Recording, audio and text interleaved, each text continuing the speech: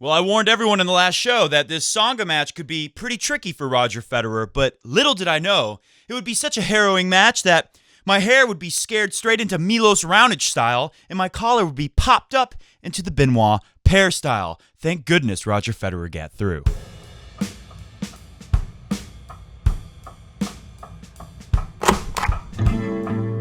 Welcome to a very brief edition of Coffee Break Tennis today. An exciting show, though. That was a big-time grass court tennis match, and many would argue that was exactly what Roger Federer needed to get the perfect preparation for Wimbledon.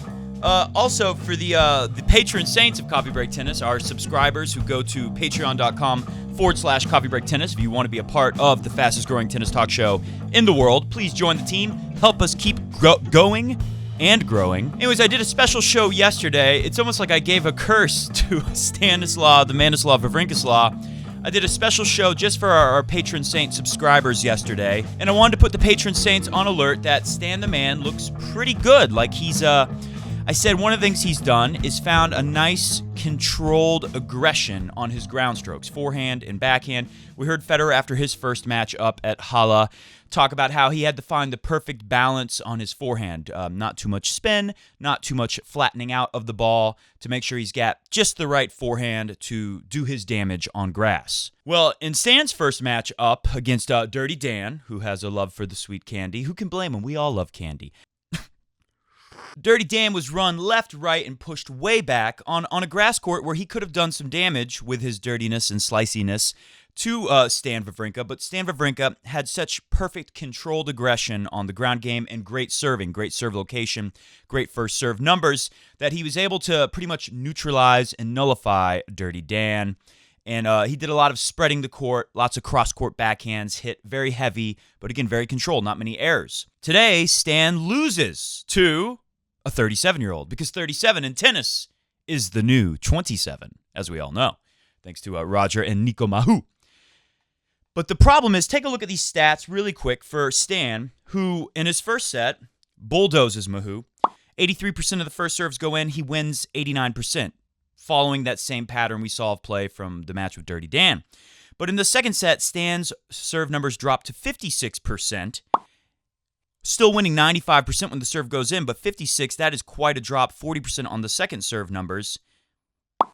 And in the third set, Stan serves for the match, and I believe this is a match where Stan, he won more matches, more points than his opponent in total, yet lost the match, which can happen when you get a tiebreaker at the end. Stan gets to 63% and lower. He serves for the match in that third set and does not hit his first serves in that service game. And the thing with Mahut, what he's doing, what Roger Federer is doing, Mahut's kind of adopted this, I'm too old to mess around, and I'm just going to be all the time offense, every chance I see, attack, because who knows how much longer I'm going to be playing this great sport.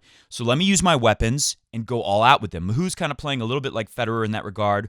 We first saw Federer fully commit to this style in 2017. And if you don't keep Mahut pushed back with great first serves and constant pressure, Stan's going to play mostly from the baseline.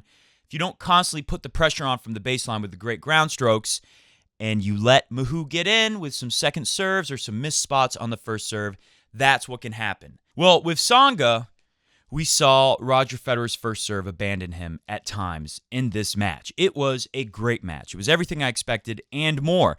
Tsonga was unbelievable on his first serve. It was only at the end, ironically, that his first serve abandoned him, and Roger was able to break and then serve out the match in the third set.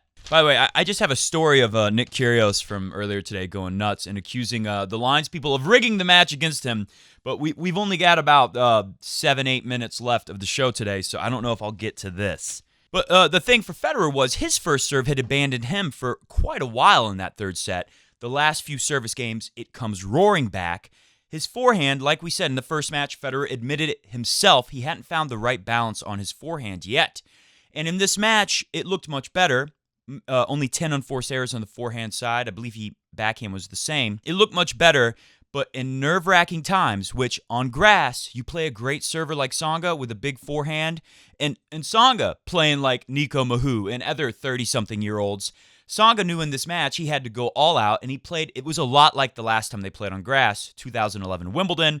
Federer blows the 2-sets to love lead. Roger got the break very early in the second set. I think it was the first game. He's up 3-1 in a set. It's kind of the best of 3 set equivalent of what happened at 2011 in Wimbledon. He's up a set and a break, and Tsonga almost comes all the way back to get Roger, except this time, Roger comes out on top. Revenge, even 8 years later, Roger is a man very focused on getting revenge. But back to the forehand, the Roger Federer forehand, it was better, but in nerve-wracking moments, which of course we will get in these grass court matches with two great servers going head-to-head at each other, the forehand looked a little bit anxious. Roger looked a little unsure of himself on some of those forehands, and a lot of the trouble he got into these matches when his serve was broken, he would miss a few unforced errors on the forehand side. And it was the backhand that came to the rescue. How many times at the very end did Roger rip a backhand up the line? A couple beautiful winners. A lot of cross-court backhands today. I was very impressed by when Roger was put under pressure at all, he tried to blast his way out of trouble. We saw this on clay this year as well. Every time Tsonga would get in advance, he would kind of move Roger back a little and attack that backhand corner of Roger. Roger would just let that backhand rip, fully just reaching through that ball, full pace, full depth, cross-court, very safe shot on the one-handed backhand because you got that extra room when you're using the cross-court angle. And I was very impressed also when Roger had to pick up some short balls at the baseline, some uncomfortable, weird bounces you get on grass where Tsonga's just ripping. Again, Tsonga came out like a Mahut, like a Federer, all-out offense. A little different with Tsonga, not as much going to the net, although he had some great shots at the net today. But incredible serving, blasting the forehand, which we would have expected, and really going big on the backhand too. Tsonga put some good backhands up the line, some just heavy, flat backhands that kind of kept Roger Federer back and didn't let Federer fully settle into his attacking style. Credit to Tsonga. That was the only way he was going to win today, and he was fully committed to that game plan. So Federer fans should be very pleased to see that Roger Federer's backhand came to save the day when the forehand wasn't doing enough, and the backhand was always ready to stand the challenges that Tsonga threw at it. Another thing, there was recently a comment that I wish I had time to grab, but take my word for it. I was talking not too long ago about how first serve numbers are more important. If you win a higher percentage of second serves, it doesn't matter so much because there's more first serve points. There are always going to be more first serve points unless you're serving under 50% first serves in, but that's pretty rare on ATP Tour. There's always going to be more first serve points than second serve points. So if you're winning 60% of second serves and 58% of first serves, you're winning more points overall on that first serve because there's more total points served on the first serve because it comes first. Okay, it makes sense. And somebody commented recently, Matt, I see your point. This does represent a greater share of total points, the first serve. But the second serve is so crucial because it's the moments where you really need to win, where you're in big trouble on your own serve, where the second serve comes into play most. And obviously, it's your second shot, and if you don't make it, you're going to double fault. So it's a more defensive, dangerous scenario you're in when you hit a second serve. And boy, is that true today. Even though the first serve numbers, if we look at it, even though Federer got more first serves in total, 66 to 61% in for Federer Tsonga, put this on the screen, Federer wins less overall in first serve, but here he came in big, winning 8% more total. Is that right? No, 9% more total on the second serve. And how many times was Roger in a game? In that third set, he served second to start, I believe. So he was always serving to even, because he had to serve 4-5 to stay alive before he broke it 5-all.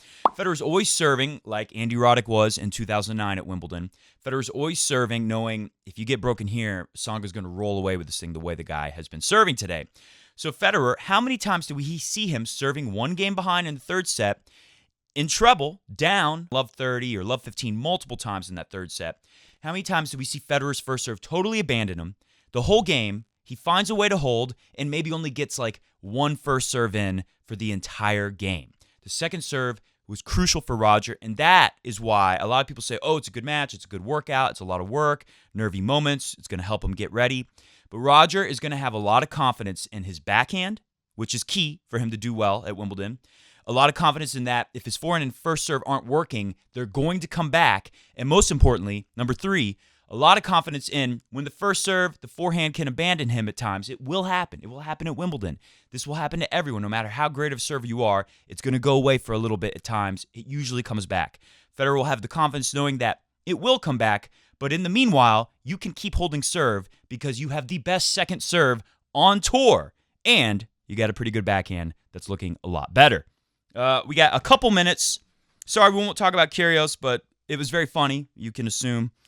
We will get to see Felix Auger-Aliassime tomorrow against Tsitsipas, who's never beat him in juniors or in the ATP Pro Tour, so that is really exciting. Do not miss that match tomorrow. Kyrgios did lose to Auger-Aliassime, by the way. Let me just see. I thought I had something really interesting on stats. Let's just look at some total numbers. Federer wins 1 more point in total than Tsonga. This was a very close match. Federer not as good at the net today, not coming to net as much as you would expect in 3 long sets that have a couple 7s in there. And I think that's just because of respect for the pure power Tsonga has. Tsonga's got too much firepower to just come into the net on any old thing. Roger won 16 out of 27 points.